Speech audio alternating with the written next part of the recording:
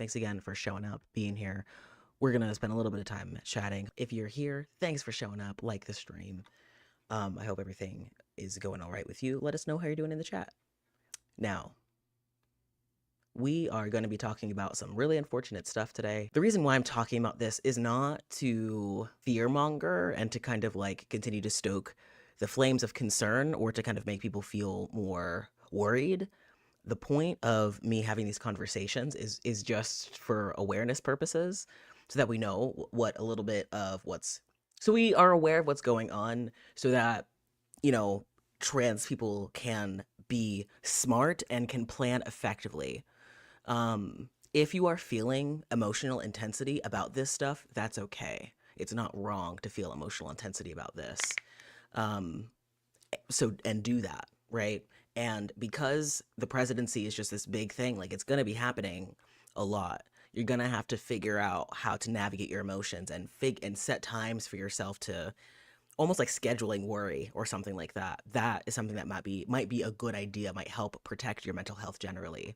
Depending on your level of concern, this might be more or less relevant. But if you're someone if you're in a similar position to me, where as of right now, there's nothing that's been said that's directly like crazily affecting me or my treatment specifically, but that doesn't mean that it's not important. If treatment is being impacted by some, it's hard for me to believe that it's not going to be impacted by all people.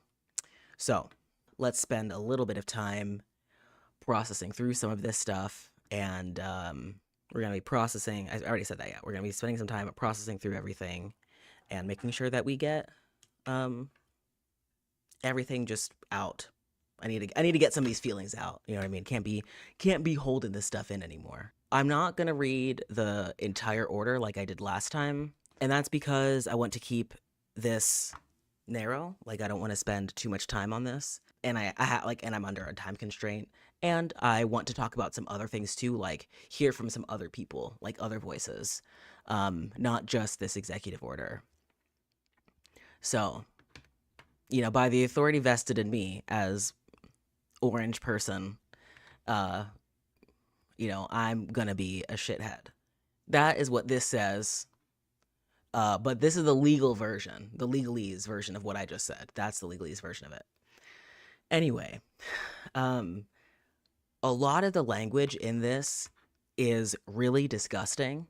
And I think that's more of the stuff that I want to talk about is the way that we're seeing these larger conservative talking points manifested through Trump's presidency. Trump is problematic, of course, but he's not the main problem. He's just one of the problems. He's one problem. And if we are foolish enough to believe that it's just Trump, we're going to miss some things. So we're going to be starting from the top. I already read some of this beginning stuff, but be prepared for some really gross language. Across the country today, medical professionals are maiming and sterilizing a growing number of impressionable children under the radical and false claim that adults can change a child's sex through a number of irreversible medical interventions. This dangerous trend will be a stain on our nation's history, and it must end. Yeah. To be lumped into a group that the care that helped me live, my most authentic life and helped me feel better, just like on a day-to-day basis, that is a stain on our country. And obviously I know that I'm not a child, and maybe this isn't being, directed towards me, but I know that this president does not have our best interest in mind by any means. And it's not about the president, it's about the administration. It's about the larger party and those conservative think tanks that kind of Trump is working through. Like he's the figurehead for all of their plans right now. So countless children soon regret they have been mutilated and begin to grasp the horrifying tragedy that I want you to really pay attention to this language here, that they will never be able to conceive children of their own or nurture their children through breastfeeding. Who does this refer to? Class, I'm asking you directly. Comments, what do you think?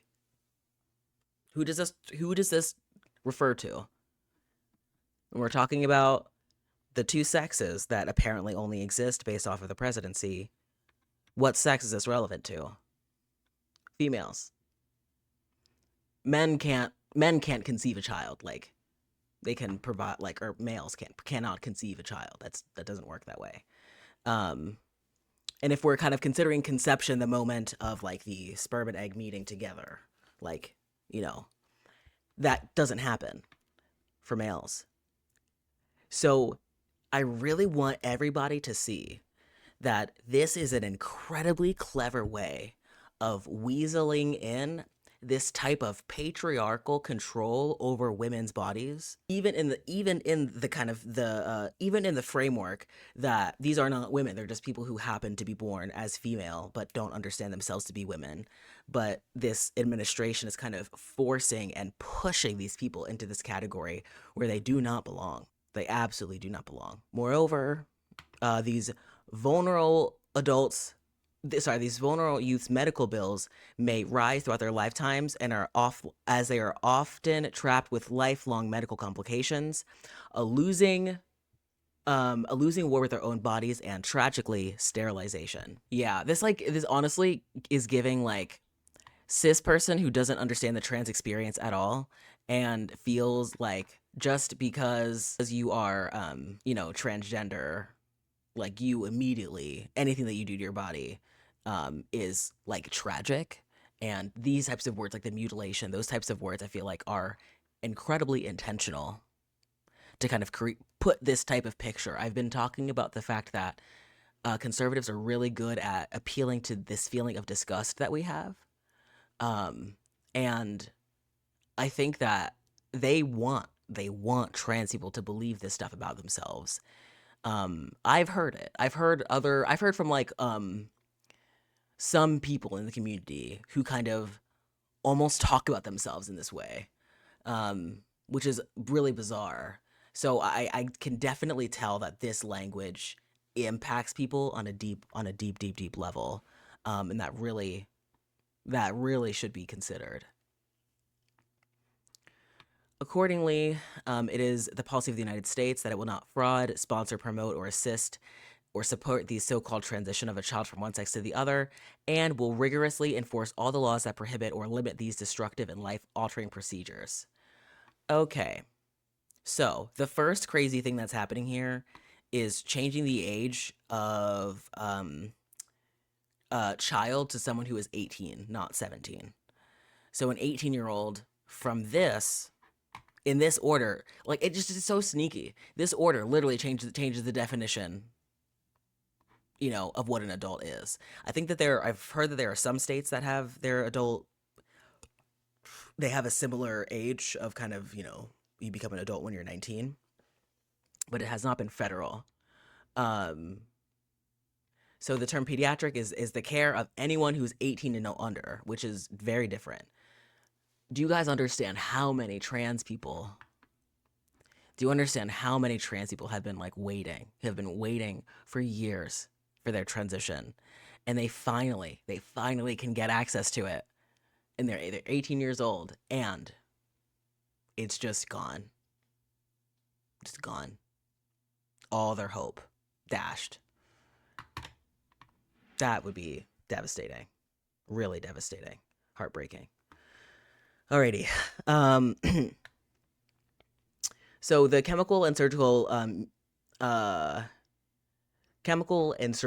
mutilation just refers to puberty blockers, anything that delays the onset of puberty, and like anything that stops puberty only in individuals who are trans. So like the bigotry here is crazy. So we can give care to other people. I'm really curious if there's a child who has gender dysphoria and precocious puberty.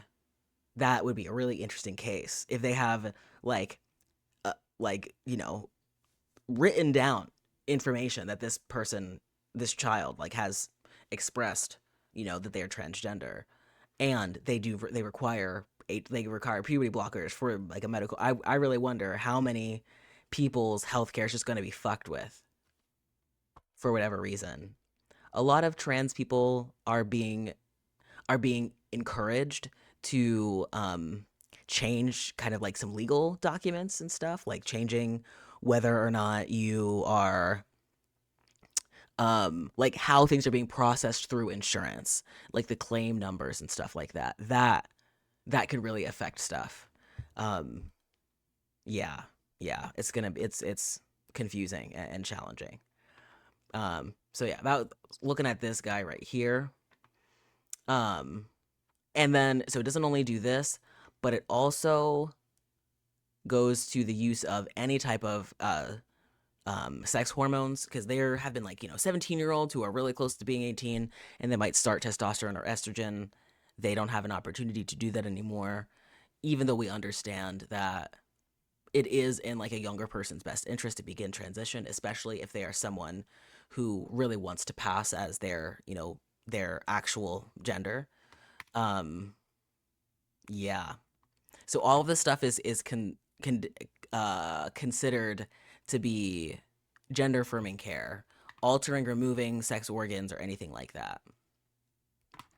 I did want to pop over to Erin in the morning.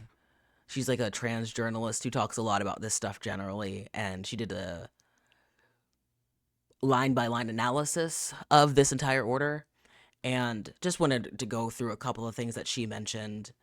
Um, she kind of discusses a study where 3% of people, of young individuals who begin transition care in their youth, only 3% of them discontinue hormone care. So this idea that there are a bazillion cajillion people out there who are trying to get their, not their HRT revoked or whatever. There are thousands of people out there who are regretting their transition, like hundreds of thousands of people, and it's like this overwhelming number. We have to understand that the trans people are already a very small portion of the population, and the portion of detransitioners is even smaller than that. Um, and the other idea that 3% discontinuing hormone therapy also does not mean that these people have detransitioned and regret their transitions as well. Um, so yeah, the cast review was an interesting article that was, kind of, it was criticizing a lot of trans healthcare and stuff like that. Even one that was being critical to trans healthcare was only able to find, less than 10 individuals who wanted to detransition from a sample of 3,000. That's kind of wild. So I'm just going to go through here, see if there's anything else that is useful. This one is interesting because, oh, this is actually the next section here. I believe it is the next session. Yeah. So we're amending all of the policies that that rely on the W path, which is the World Professional Association for Transgender Health, which apparently the entire organization lacks scientific integrity, claiming this entire organization relies on junk science. Okay, you're the party that's going to try to align yourself with science. It's just not a smart thing to do. Um, and rather than spending some time kind of reading through all of this stuff, I wanted to mainly kind of talk about this stuff here. The notably that this section does not have any age limits, which is an interesting point. And then also the other thing that I wanted to quickly mention is that um, executive orders are not laws. They are what I've read. They're kind of like almost like in an email to like all staff. Like it does communicate something, but it doesn't necessarily mean, you know, what we think it might mean. It doesn't necessarily mean that this is now, just because it's been written, that this is now the truth, this is law. All it means is that we're gonna have to be a little cautious. We're gonna have to be paying attention to see what's going on, to see how these things might affect us if these things are able to be made into laws. Yeah, so this one's nerve-wracking too. There's a troubling aspect of this section is it's directed for the Secretary of Health and Human Services to publish a review of the literature of transgender care. And similar tactics have been used in other governments to ban gender affirming care, which is what they did in the United Kingdom. And to my understanding, the cast review, the recommendation was that like more research was necessary. It wasn't even that like trans affirming or gender affirming care is bad, which anyway. So that's I think that that's an interesting aspect. Um yeah, okay, a little more stuff there. This one is section 4, defunding chemical and surgical mutilation. So this one is specifically about like this gives the government an in to kind of remove funding from any type of LGBTQ organization at all. I there are individuals in these certain countries who are feeling emboldened and empowered by this anti-LGBT stuff that they are starting to actually make people's lives harder. If you're trying to run some type of a LGBTQ, like maybe it's like some type of LGBTQ therapist training that happens to be in a federal building, or some type of like LGBTQ health workers training that was in a federal building. You're not going to do that anymore, especially if you're in one of those like Florida or Texas. Those are rougher states generally. So yeah, these are scary things that are happening. Ah, try not to be try not to freak out too much, but it's scary. It's really scary stuff. Very scary and pretty nerve-wracking. Anyway, all right, so section 4 is, like I said, this was the more consequential part. This one talks about actually defunding these agencies. So this one might actually really affect medical schools, research hospitals, teaching hospitals, coercing them to cease gender affirming care in order to continue to get funding. This is something that the Republicans have really told us. They've let us know. They've showed us our cards that they really do not care about this. They want to eradicate this as much as possible. All right. So Trump also is trying to use these. So now he's using these policies to force compliance with general organizations. In my opinion, it's under the guise of trying to eliminate gender affirming care for minors. I don't think that's what they really care about. I think it's more than that. It's deeper than that. The Secretary of I think that's Human Health Services, I think, take all actions to end the surgical and chemical mutilation of children. Wow. Yeah, so changing Medicaid conditions for coverage. What's this? Maybe kind of look at that, reviewing Medicaid programs, drug use laws. I need to see what Section 115 of the Patient Protection and Affordable Care Act is. What else is it? Wow. Okay. So basically, it's the bulk of the executive order. I do also like to read from this because like it translates it into a language that feels a little bit easier for me to understand. Just a little bit easier to understand there. Um so basically what we're talking about, we're withholding medical funding from providers. Um yeah, under like yeah, just to sorry. I'm like it's just so freaking frustrating. Essentially, if you are caring for trans people, you are doing clinical abuse or inappropriate use, which is frustrating. This one also is interesting because it shows that the enforcement of this law is or of this executive order is pretty open ended. There's a lot of different ways that they might be able to manipulate and harm us. So that's interesting, really fun.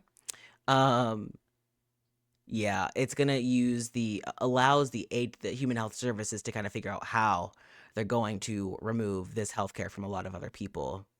Yep, and the Department of Defense provides healthcare through TRICARE to 2 million individuals.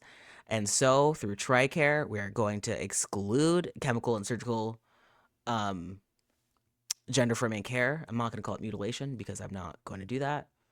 6 and 7 are more about banning insurance coverage, and then similar exclusions to family members of federal employees.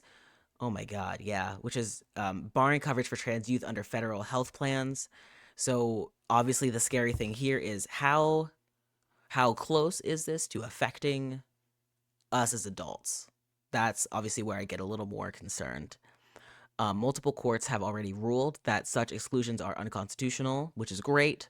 So there is a good shot that a lot of laws are going to be able to stop a lot of this stuff, but it's the idea of throwing stuff at the wall and seeing what's going to stick. Excuse me. So this one weaponizes the Department of Justice against transgender youth, their families, and the medical providers. So since it defines gender affirming care as mutilation, it also exploits that definition to claim that the laws that we already have to stop female genital mutilation are now going to be applied to gender affirming care. And once again, it's this obsession with here the female genital mutilation stuff. I think I have it. It's a little bit lower here. This obsession, like, I'm not a fan of female genital mutilation either. But why? Why doesn't our culture have a problem with male genital mutilation? Why? Why don't we? Could it be because we're incredibly misogynistic and patriarchal and, would like to make everyone into baby makers? Maybe I'm just silly. Or maybe not. Maybe I'm brilliant. Okay, we're actually gonna go back to the line by line analysis, right? So yep, it's gonna going to direct the Department of Justice to enforce these laws, and providers are going to be in trouble. The kids themselves are going to be in trouble. Parents are going to be in trouble. That's very, very nerve wracking. There have been some, attempts to, interfere and prosecute or, somehow get in the way of, healthcare, but it does seem like he says has been largely unsuccessful. But this is gonna be really hard. I've been on the internet today and on the cis parent trans kid subreddit. There's a lot of talk about organization, getting together, banding together to be able to really work through this stuff. Like, we really, really need to gather together to work through all this stuff.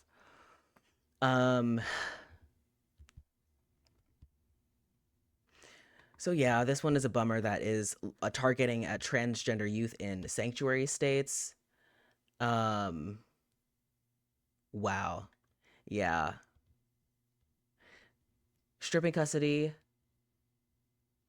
Oh, from parents, by who support the healthy development of their own children, essentially saying that, like, parents who refuse healthcare for their children is great. Please continue doing that, which is incredibly frustrating.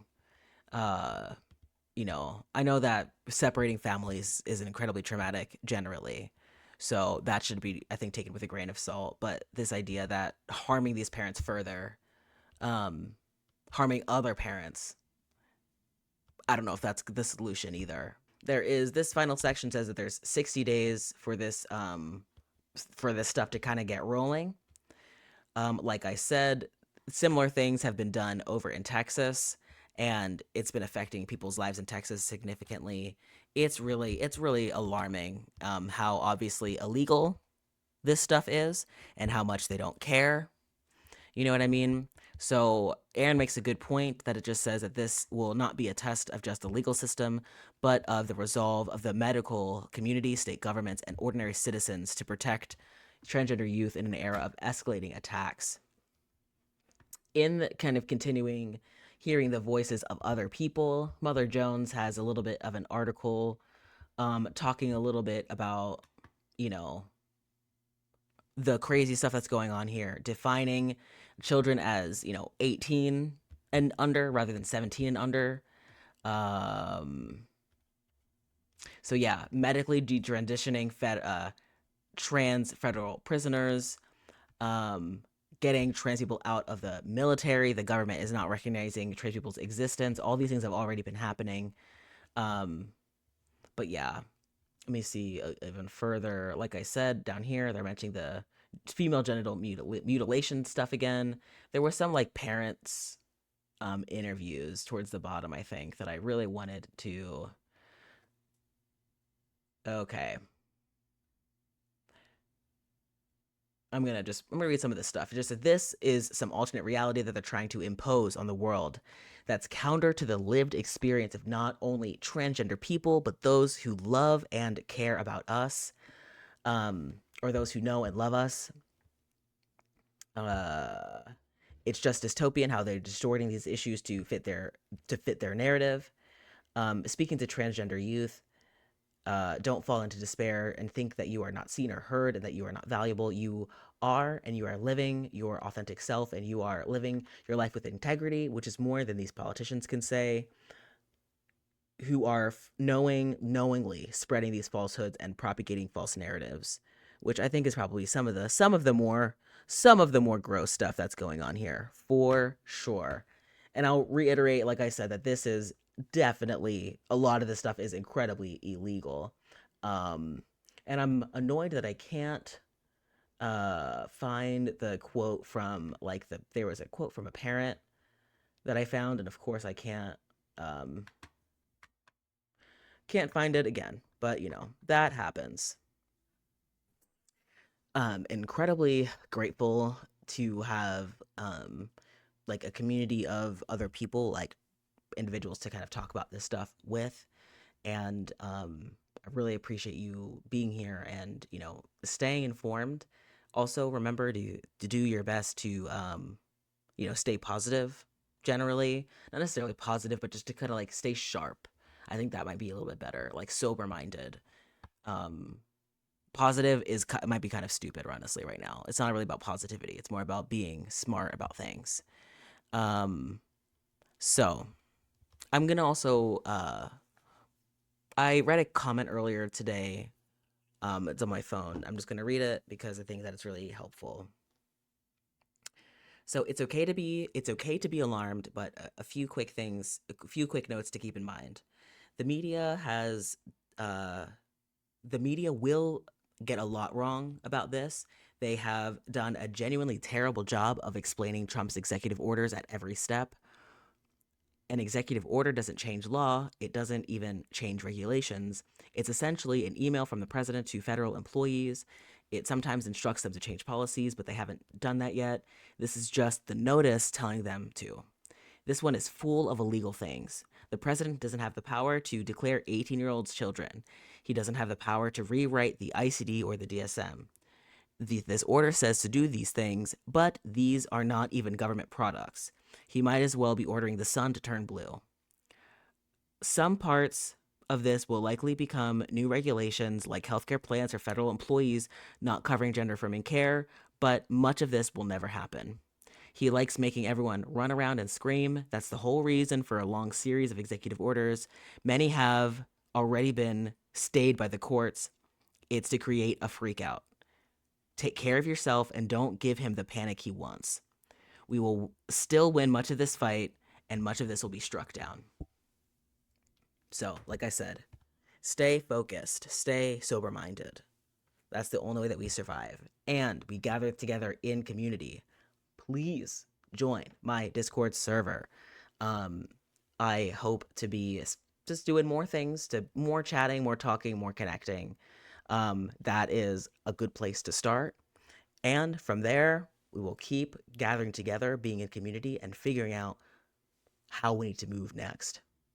Thank you so much for showing up here, being here with me in this video. We will talk soon. See you later.